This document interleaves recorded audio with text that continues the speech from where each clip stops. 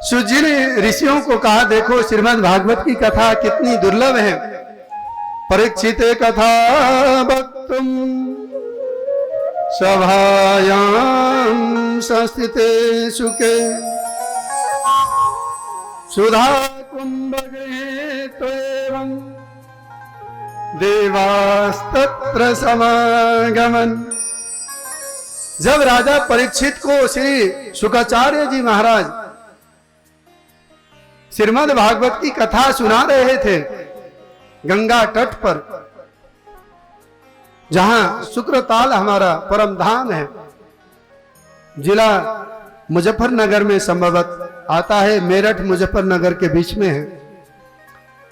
जो लोग ना गए हो तो जरूर जाइएगा, बड़ा पावन धाम है।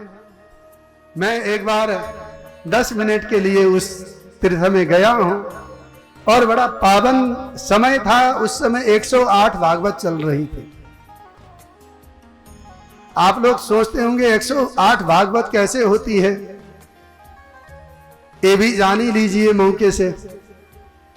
यहां जो भागवत हो रही है ना जी, इस भागवत को आप द्वादश भागवत भी कह सकते हैं। 108 भागवत ऐसा होता है कि 108 ब्राह्मण पाठ करने के लिए ही होते हैं, और एक ब्राह्मण एक भागवत जी को 7 दिन में पढ़ करके विश्राम देते हैं। 108 ब्राह्मण एक साथ प्रातः काल से लेकर मध्याह्न काल तक सशोर पाठ करते हैं, और शाम के समय व्यास जी श्रीमद् भागवत की कथा सुनाते हैं। ऐसे 108 अष्टोत्तर शत भागवत होता है। यजमान हो, सामर्थ्यता हो, व्यवस्था बना सको तो अकेले भी करा सकते हैं, नहीं तो भाई 108 यजमान मिलकर के आयोजन किया जा सकता, और बड़े बड़े उससे भी अधिक भागवत कराई जा सकती है। ऐसे पावन बेला पे मैंने भी वहां पे उस वट वृक्ष का दर्शन किया। पूरा भी इच्छा है, ठाकुर जी कहेंगे चाहेंगे तो फिर भी दर्शन होगा। वहां भी अवश्य में श्री शुकाचार्य जी एवं परीक्षित जी का संवाद दिव्य रूप से सुनने के लिए, अंतर्हित करने के लिए जाकर एक क्षण के लिए ही सही बैठना चाहिए। जब वहां पर श्री शुकाचार्य जी राजा परीक्षित को श्रीमद् भागवत सुधा सुना रहे थे, उस समय देवताओं को स्वर्ग में पता चला, अरे राजा परीक्षित को 7वें दिन तक्षक सर्प से डसकर मरने का श्राप लगा। उसके बदले श्री सुखदेव जी महाराज वेदव्यास जी के बेटे श्रीमद् भागवत की कथा सुना रहे हैं। इंद्र ने कहा, अरे अरे ये तो बड़ा गजब हो गया। एक कथा सुधा कथा रूपी अमृत तो हमें आज तक नहीं मिला, और राजा परीक्षित को कैसे मिल गया।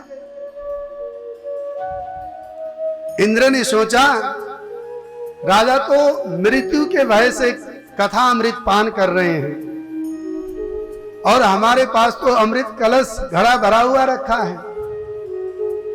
इसका एक बूंद भी किसी मरने वाले को मिल जाए, महाराज वो तो अमर हो जाएगा। अब परीक्षित मृत्यु के भय से ही डरे हैं, इसीलिए ये अमृत कलश लेकर के सुखदेव जी को दे देते हैं, और राजा परीक्षित को ये अमृत पिला देंगे, राजा का काम हो जाएगा। जो कथा रूपी अमृत परीक्षित को सुखदेव जी सुना रहे हैं, पिला रहे हैं, वो हमें पिला देंगे। अदला बदली करने की इच्छा से जहां पे परीक्षित शुकाचार्य जी का संवाद हो रहा था, वहां सारे देवता आ गए, और इंद्र ने कहा, गुरुदेव प्रणाम, ये घट अमृत कलश आपके चरणों में समर्पित है। शुकाचार्य जी ने कहा, इंद्र इसकी तो मुझे कोई आवश्यकता न थी। इंद्र ने कहा गुरुदेव, इस दास की, इस सेवक की भेंट को आप स्वीकार करें। और आपके सम्मुख बैठे राजा परीक्षित है ना, ये मृत्यु के भय से बड़े डरे हुए हैं। ये अमृत कलश है, इसका अमृत एक बूंद राजा परीक्षित को पिला देंगे तो ये अमर हो जाएंगे, इनकी मृत्यु नहीं होगी। सुखदेव जी ने देखा कि इंद्र तो बड़ा छली है, बोलो राधे राधे। ये तो किसी को देता नहीं और जिसके पास है उसे छीनने के लिए पहले आता है, बोलो राधे राधे।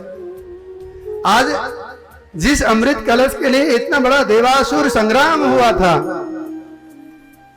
वो अमृत कलश लेकर के यहां कैसे आया?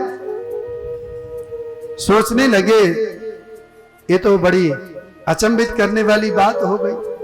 फिर कहा, अरे इंद्र, चलो ये अमृत कलश तो तुम ले ही आए, ये राजा को चलो पिला भी देंगे, तुम क्या कर रहे हो? तुम चले जाओ। इंद्र ने कहा, महाराज मैं जाने के लिए नहीं आया, मैं तो देवताओं को लेकर इसलिए आया हूं, ये अमृत कलश से अमृत राजा परीक्षित को पिला दीजिए और इनको अपने घर भेज दीजिए। बोलो राधे राधे। ये तो अमर हो जाएंगे, इनके समस्या का समाधान हो गया। और आप ये कथा रूपी अमृत जो पिला रहे थे ना राजा को, वो हमें पिलाइए, क्योंकि ये अमृत हमें आज तक नहीं मिली। सुराणा अपि दुर्लभम, ये देवताओं को भी दुर्लभ है श्रीमद् भागवत की कथा। राजा परीक्षित के सम्मुख बैठे हुए श्री शुकाचार्य जी ने कहा, ए इंद्र, ये बता, क्या मणि और कांच की तुलना एक जैसी हो सकती है? आप लोग लाखों के डायमंड पहनते हो और एक कांच मोटा सा तोड़ के सामने रख दो, डायमंड रख दो, दोनों ही लाइट में बराबर चमकते हैं। बोलो राधे राधे। चमकते हैं कि नहीं? हाँ, जरूर चमकते हैं। हमने तो डायमंड पहना नहीं और पहनने की इच्छा भी नहीं, बोलो राधे राधे। परंतु ग्रंथों में पढ़ा है, गुरु वाणियों से सुना है और देखा भी है, चमकते दोनों एक जैसे ही है। तो क्या उस हीरे की, उस मणि की और कांच की तुलना बराबर तो नहीं हो सकती? ऐसे ही सुनने के लिए तो कथा अमृत और सुधा अमृत दोनों ही एक जैसे अमृत जान पड़ते हैं, परंतु देवताओं के पास जो अमृत है वो तो कांच की तरह है, और जो श्रीमद् भागवत कथा रूपी अमृत है वो तो हीरे की तरह है। इसीलिए तुम लोग एक कांच रूपी अमृत लेके जाओ, खुद पियो, तुम्हें सुधा अमृत मिलने वाली नहीं है। सुखदेव जी ने फटकार लगा करके भगा दिया। ऋषियों ने पूछा, गुरुजी क्यों भगाया होगा? अरे देवता सुनने, कथा पान करने के लिए आए थे। आप तो बताते हैं कि आप कथा घर में करा लो तो आपको अधिक से अधिक पुण्य तब मिलेगा जब आपके द्वारा आयोजित कथा के आयोजन का कथा अधिक से अधिक श्रोता लोग सुन सके। जितने लोगों का कथा से कल्याण होगा उतने ही अधिक कथा कराने का फल भी मिलेगा। अब जब परीक्षित कथा करा रहे थे उस समय देवता सुन लेते तो और फल की वृद्धि हो जाती। सूत जी ने कहा, ऋषियों आप लोगों ने बिल्कुल सही कहा, परंतु श्रीमद् भागवत कथा अमृत एक केवल रसिकों के लिए है, कथा प्रेमियों के लिए है, ये व्यापारियों के लिए नहीं है। बोलो राधे राधे। राधे राधे। कथा का व्यापार कैसे? बोले हमने तो कथा सुनाने वाले को पैसे देके बुलाया है। बोलो राधे राधे। हमने तो यज्ञ कराने वाले को नोटों से बुलाया। बोलो राधे राधे। हमने तो भजन गाने वालों को नोट दे के बुलाया, बोलो राधे राधे। अगर मन में ऐसा भाव आ जाए तो समझ लो ये तो कथा का व्यापार है। अरे भाई, जीवन सभी का है और जीवन निर्वाह के लिए आवश्यक वस्तु हर किसी को चाहिए। उसका जीवन चलता जाए, इसके लिए हम जितना कर सके तुच्छ भेंट करेंगे, सेवा करेंगे। बाकी तो जो हरि कथा सुना रहा है, हरि कथा गा रहा है, हरि कथा पढ़ रहा है, वो हमारा जीवन ही सफल बना रहा है। हम तो परम धन्यतम हैं कि हरि कथा मिल रही है। ये यदि भाव आ जाए तो समझ लो जीवन धन्यतम हो जाएगा। बोलो राधे राधे राधे राधे। अब इंद्रादि देवता कथा सुनने की भावना, निष्कपट भावना से नहीं आए थे। वो तो व्यापार विनिमय करने के, अदला बदली करने के लिए आए थे। हम ये दे रहे हैं, तुम हमको ये दे दो। ये तो विनिमय करने का विषय श्रीमद् भागवत की कथा नहीं है, इसलिए भगा दिया। अब इंद्रादि देवता बड़े परेशान हो गए। देखो, एक राजा परीक्षित हैं, उनको शुक्राचार्य जी भागवत रूपी कथामृत पान करा रहे हैं, और हम स्वर्ग के राजा होकर भी, देवता होकर भी हमको कथा अमृत पान करने को नहीं मिल रहा। शिकायत करने के लिए सीधे ब्रह्मलोक में ब्रह्मा जी के पास गए। वहां शिकायत करी, पिताजी सुखदेव जी हमारे साथ बड़ा अन्याय कर रहे हैं। देखो, परीक्षित को कथा सुधा पान करा रहे थे, हम लोग गए, हमें सुधा पान नहीं कराया। ब्रह्मा जी को लगा कि शुक्राचार्य जी तो बड़े कपट रहित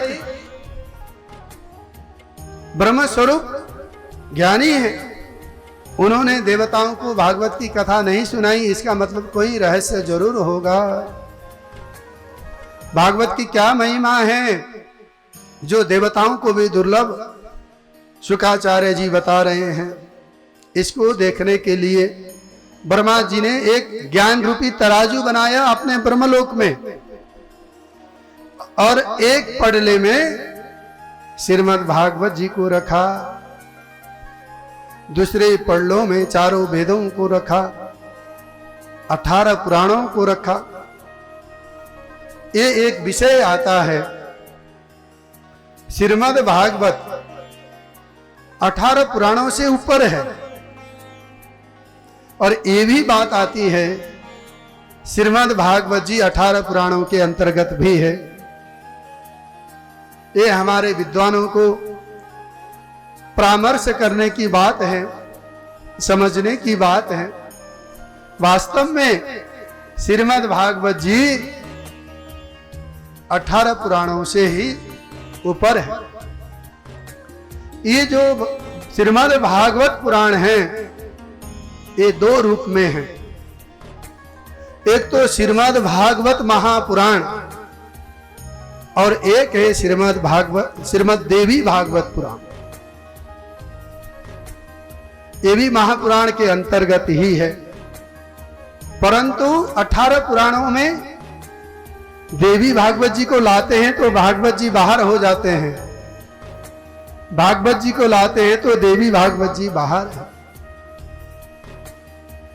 ये श्रीमद् देवी भागवत अध्ययन करें, श्रवण करें तो वहां पे बड़ा ही एक उत्कृष्ट श्लोक व्यास जी ने लिखा है, मद्दोयम भद्दोयम बत्रयम बचतुष्टकम अनापलिंग कुचकानि पुराणानि पृथक पृथक। मां से आने वाले 2 पुराण, मत्स्य पुराण और मार्कंड पुराण। भ से आने वाले 2 पुराण, भविष्य पुराण और भागवत पुराण। ब से आने वाले 3 पुराण, बत्रयम ब्रह्मांड पुराण, ब्रह्म वैवर्त पुराण और ब्रह्म पुराण। और वह से आने वाले 4 पुराण, विष्णु पुराण, वायु पुराण, वामन पुराण, ब्रहा पुराण। 4 3 7 और 4 11 ये हो गए। अ से एक पुराण अग्नि पुराण जिसे हम शिव पुराण कहते हैं। ना से एक नारद पुराण, प से एक पद्म पुराण, ली से एक लिंग पुराण, ग से एक गरुड़ पुराण और कु से एक कुर्म पुराण, आदा स से एक स्कंद पुराण। आप लोग उंगली में गिनिए। 18 पुराणों के क्रम में श्रीमद् देवी भागवत जी को लिया जाए तो भागवत जी ऊपर हैं, भागवत जी को लिया जाए तो श्रीमद् देवी भागवत जी ऊपर है। मेरे व्यास जी ने इनको एक पल्ले में बेरों के ऊपर रख दिया, तौलने लगे। भागवत जी वाला पल्ला तो जमीन पे ही लगा रहा, दूसरे वाला पल्ला बिल्कुल ऊपर आसमान पे। फिर दुनिया के जितने तीर्थ व्रत दान पुण्य जप तप यज्ञ अनुष्ठान जितने भी साधन थे सबको एक पल्ले में रखा। एक पल्ले में केवल श्रीमद् भागवत जी थे।